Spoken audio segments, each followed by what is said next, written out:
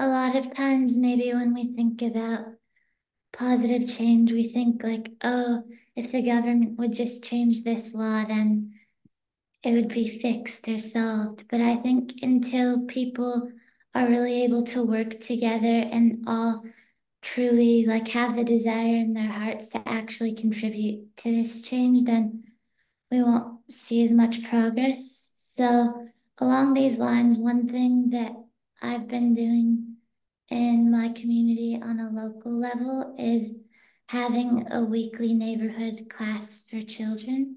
We started going through a curriculum where it starts off like each week the kids learn simple qualities like trustworthiness, kindness, generosity, love. And then as they go on, the concepts become increasingly more complex. So now they're learning about like seeking knowledge, engaging in consultation, living in harmony with others. In addition, these classes have become more than just like a weekly activity, and now we're really seeing them turn into like a whole process that builds community and trust and friendship. So, for example, a few months ago, we had, uh, well, our class consulted and decided to have a neighborhood service project.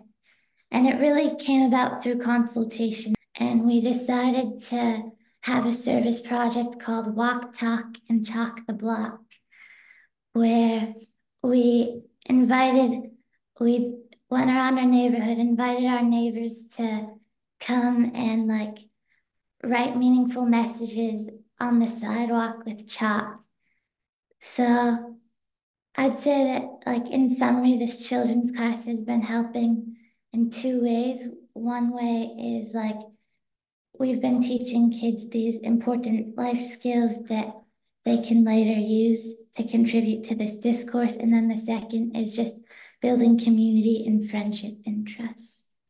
Some of the thoughts that come in mind on how youth can really be interconnected is creating spaces. I mean, I'm thinking like, for example, this space that we have right now, where the youth are also taking charge in talking about these affairs that are happening in society and how they themselves are interacting with the environment and how they themselves see as protagonists, active agents of change. They're not just young people who are sitting and waiting for something to be done, but they are actually seeking to do something, to bring about change. There's this process that is happening in the Baha'i community where young Baha'is together with their friends in the community come together to study.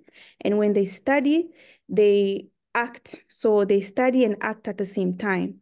And they study these materials that equip them, again, with this knowledge. And they go into the field and test this knowledge. And then they come back and reflect. One of these positive thing about these junior youth groups is that they actually they create that connection, that friendship, that camaraderie, where you're both going out in the field and you're solving a problem together. You're not doing it on your own. You're doing it together. And when you come back, when you sit and reflect, you reflect as a team. So what has happened? What could we have done better? How could we have, maybe who else could we look at and to bring about so that they can also assist us the next time? Obviously, grassroots action is so paramount to this transformation, and the youth involvement in these initiatives is like indispensable. There's also something to be said about having these leaders of tomorrow, as we call them, involved in the decisions of today, right? I think that sometimes we feel like, okay, we're going to be preparing, and all the actions that we're doing is preparing for the disasters that are awaiting us somehow because of the decisions that are being made for these future generations. The involvement of youth cannot be understated. For example, in the EU, they've been trying out these new forms of governance known as like region strategies.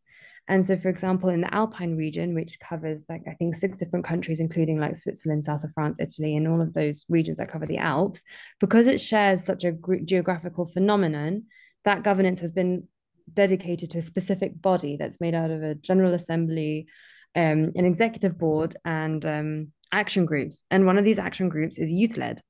And that's to say that the youth that are living in that region, that are facing the challenges every day, and it's a very specific region, have a voice to be heard in the decisions that are made regarding that region. And it's already protected because it's the Alps and it's like a very wealthy area. But it's an example to say that the voices of youth are being heard more and more these days.